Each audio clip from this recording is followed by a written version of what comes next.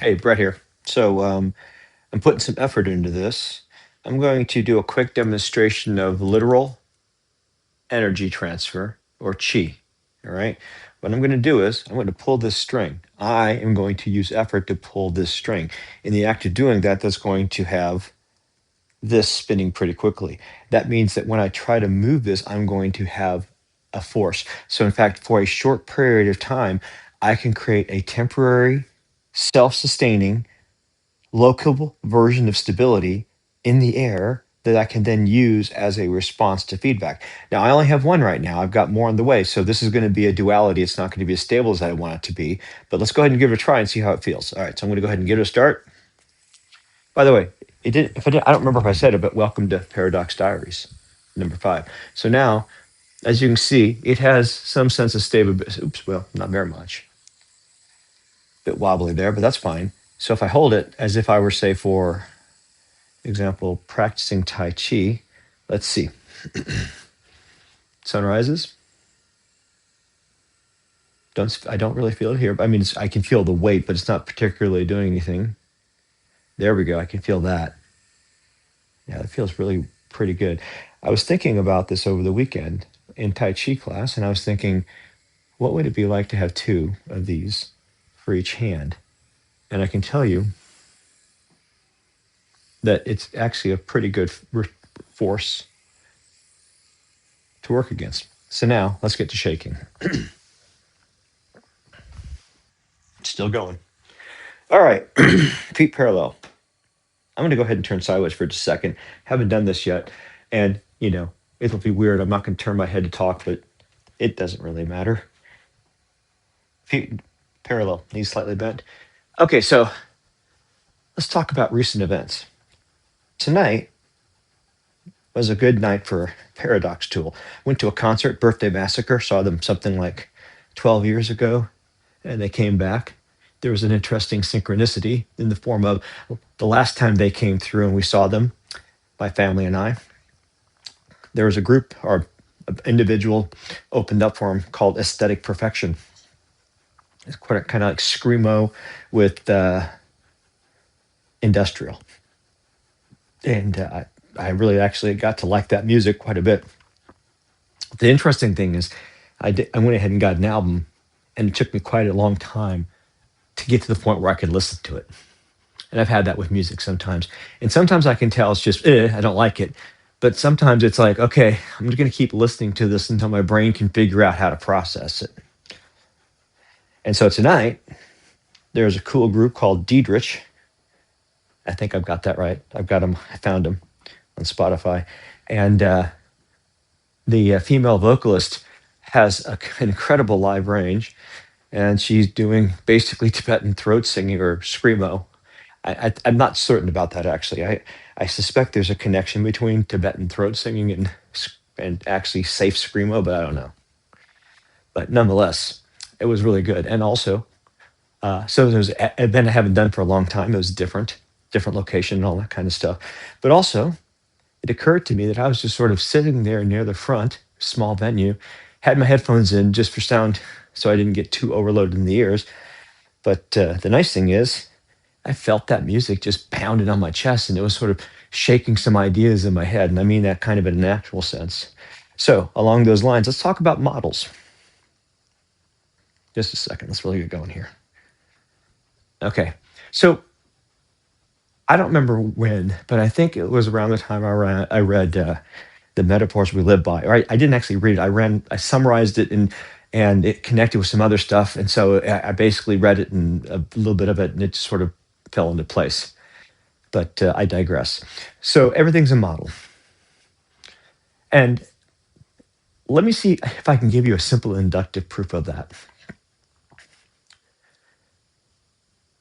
If it's not a model, then it's the thing, right? Really, all I'm saying about everything's a model is unless you're the thing itself, you're not it.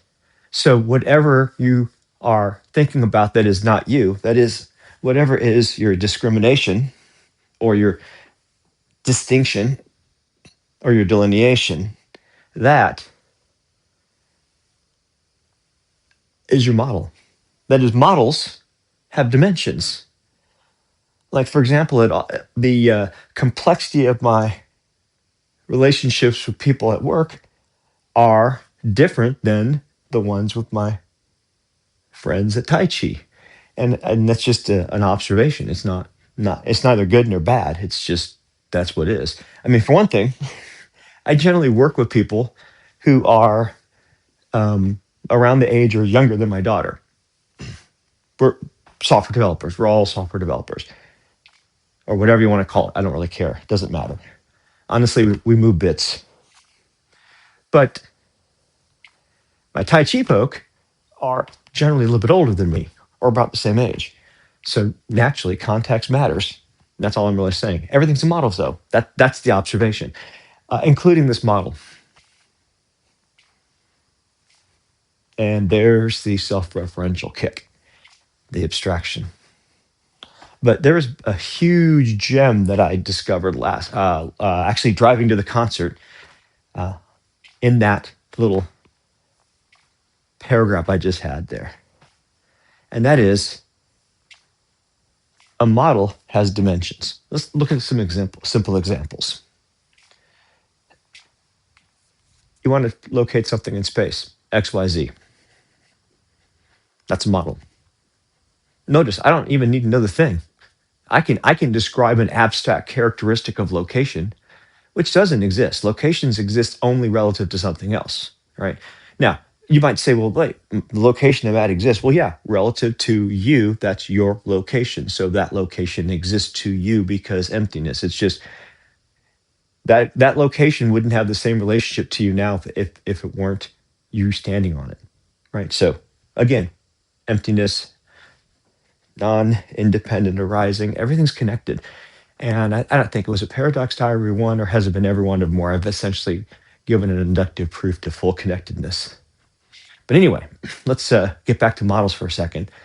In this model, it occurred to me that I needed to consider time. And why did I need to consider time?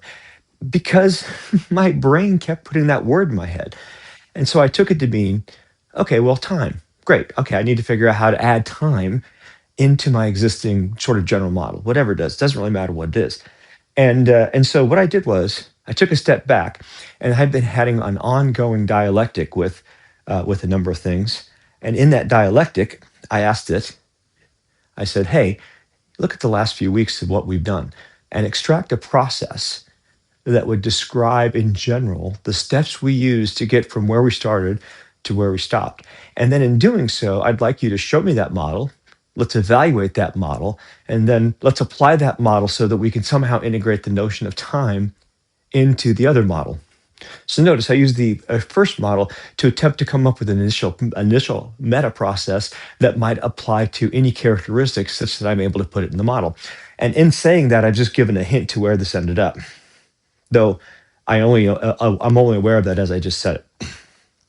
So models have characteristics. Again, XYZ. Hey, you're looking at this probably on a color monitor, RGB. And if you're a photo nerd, you had like LAB, luminosity, A channel, B channel. And the interesting thing, I'm going to really digress because I just love it. This is relating back to fast Fourier transform. And it's a pretty cool connection. Again, I'm going to go one level deeper. Fast Fourier transform allows you to take an existing difficult calculus function, like say for FM frequency, turning into a representation over a function based on sequence, frequency based, except instead of time. You do an infinite summation, reverse it back, you can solve your problem. So that's fast Fourier transform. And now let's go back to LAB. So LAB color is a way to represent color that allows for transformations that produce abstract colors. So it's a different representation than RGB or CMYK. As a result of that, there are certain kinds of transformations that are trivial. It's really easy to remove fog in a thing. I mean, I can tell you the shortcut keys off the top of my head. It takes almost no time. I do use the mouse, but it's not necessary. It's present. Anyway, it doesn't matter. I digress.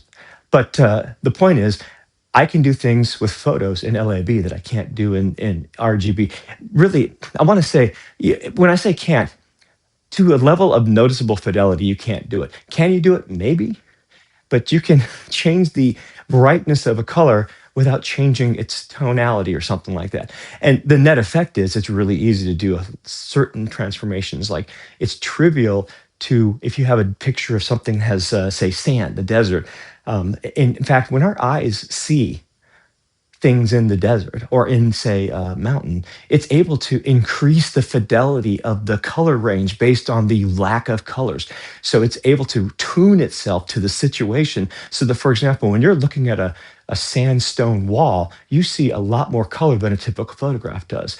LAB makes it easier to put that back in because what you can do is you can say, hey, I want this range. Instead of to look like this, I do roop or roop. And as a result, you can pull apart the colors like your eye does. So I'm able to do something in LAB that I can't do in RGB. And it seems like the cones in our eyes and the processor in our brain look more like LAB processing than RGB processing.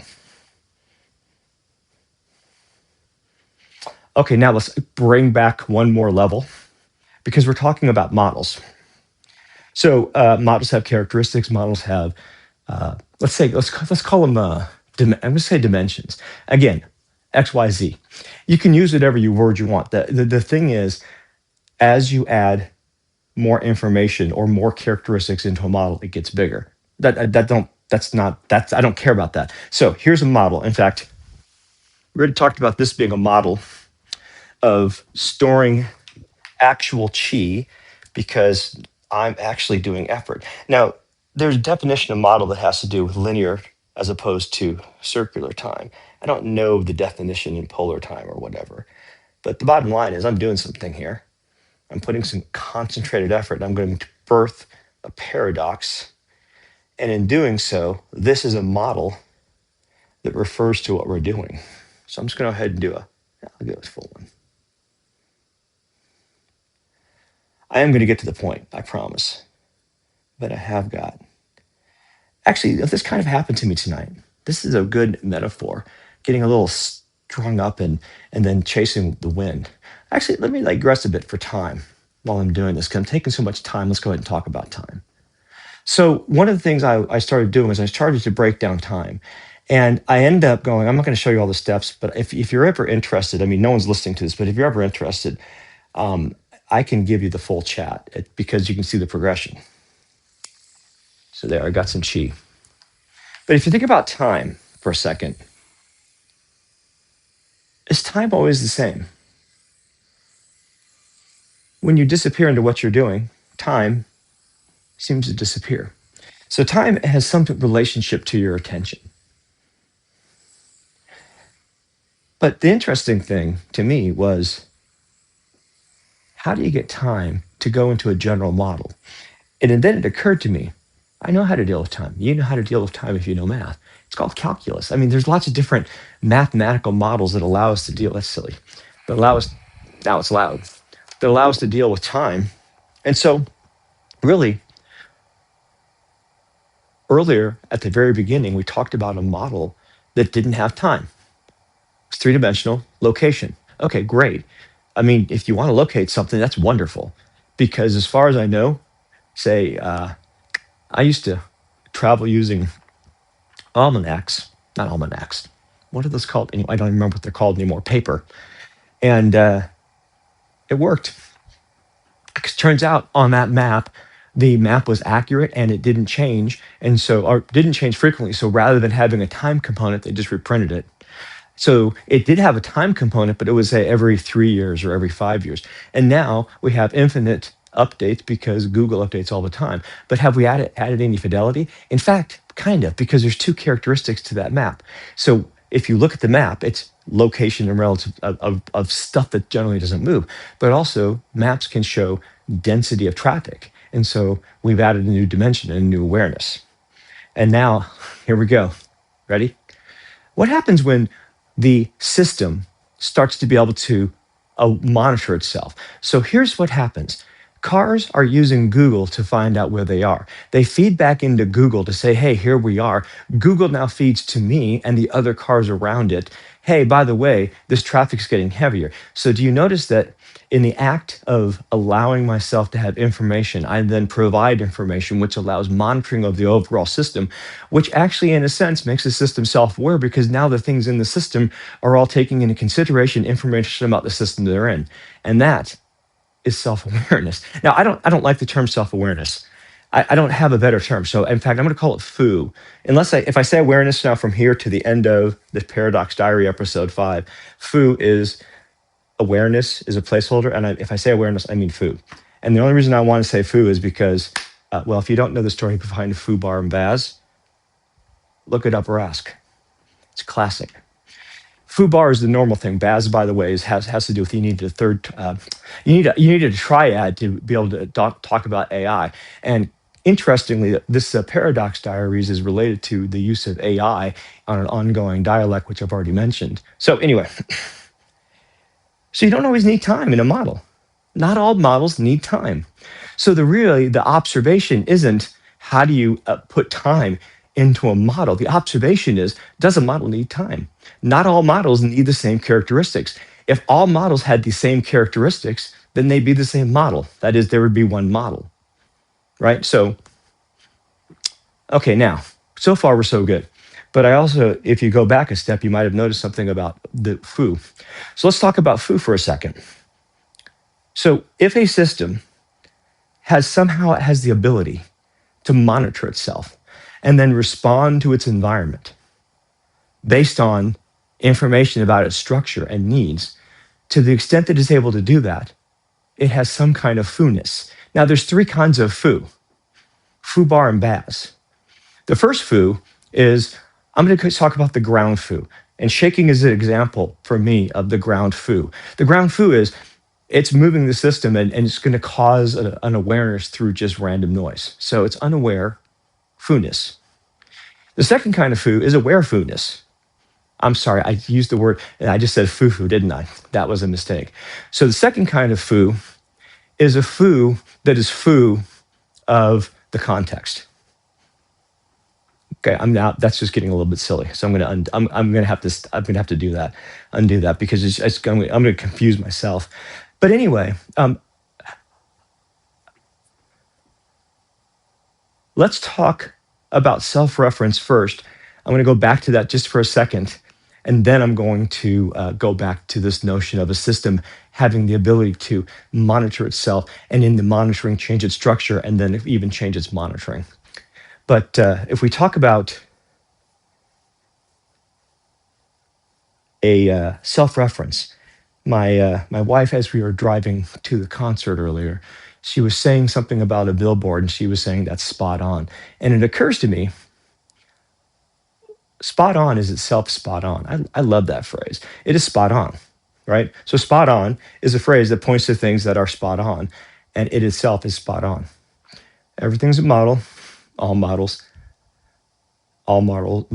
are, everything's a model. Yeah, that's right. All models are wrong. Some models have value. So taking a level higher, have you ever trained a dog? I'm getting to the point here. If you've ever trained a dog, you know that it's not a one-way thing. You are training the dog and the dog is training you. And it's not an event. It's a relationship. It's an ongoing sequence of events. So that, for example, when my dogs have dinner, my wife gives them 3 greenies. Not 4, not 2, 3. And specifically, she breaks them in half. So it's 6 half greenies. Now, this is a complicated thing. And in a sense, it's a ritual. It's a ritual based on kind of living in a Skinner box where communication isn't exactly certain, and so consistency isn't there. But notice the system stabilized to some kind of interesting point based on the dog knowing, for example, our first dog, our older dog, she has amazing side eyes. She knows how to use her expression to manipulate her environment to get more treats. We've learned, but we had to come to an agreement. So, in that sense, that the dog, Ripley, is able to read her environment, the context in which she is, and change the behavior of the surrounding environment. She is self-aware. Now that's true on both directions. All right. So in fact, as I say that, it occurs to me that whatever we're calling awareness or foo or whatever, it's necessary, right? Because as soon as there's any distinction, you go from I don't know to I don't know. And that's the initial spark of awareness. So if two systems are truly unconnected, that means we don't know about them and we're not even able to talk about them because we don't know about them. Again, that goes back to emptiness. All right. So the extent to which a model is able to model its environment and then change its environment to a different model and then update its monitoring of its model, that's awareness. I think that's it. And also, I think that's enough. I'm trying to get wound down from the concert. And as you can see, I had models pointing into myself. But here's the essence. And I'm going to this is where I think a good short. If you think about models, models have things they care about and things they don't. In fact, that's kind of the definition of a model. A model isn't a model if it's the thing. You have to take away fidelity. You have to take away information. So that's just the definition of a model. So I've just said everything's a model. That has to be a model. And here's why it's a model. When you consider everything into a unified model, that gets rid of differentiation and you collapse into singularity. And so you can't have this model, which is not itself a model, exist when there's no delineation, no distinction. That's where the paradox is, and that's all it is. So when you have a self-referential loop and you need to sort of possibly split it into two pieces, you, the person, the triad, one is now and the other one is infinity. And actually, it's not necessarily now. To go back to the original talking about time, which is the thing that helped get to the meta model, or I'm not sure how many levels deep, you might consider this much time or this much time. Or you might, so are you event? Are you time sequenced? Are you random? Like, for example, Pulp Fiction used random time. Time travel movies use random time or connections. So anyway, I didn't expect to go there, but that's where it ends up, because this is random perturbations based on events of the day and shaking to get my nervous system. And one last perturbation, for some reason my heart rate monitor is not working, so 2 nights without reading, but it doesn't matter. I'm going to get reading again, but tonight I'm going to bed.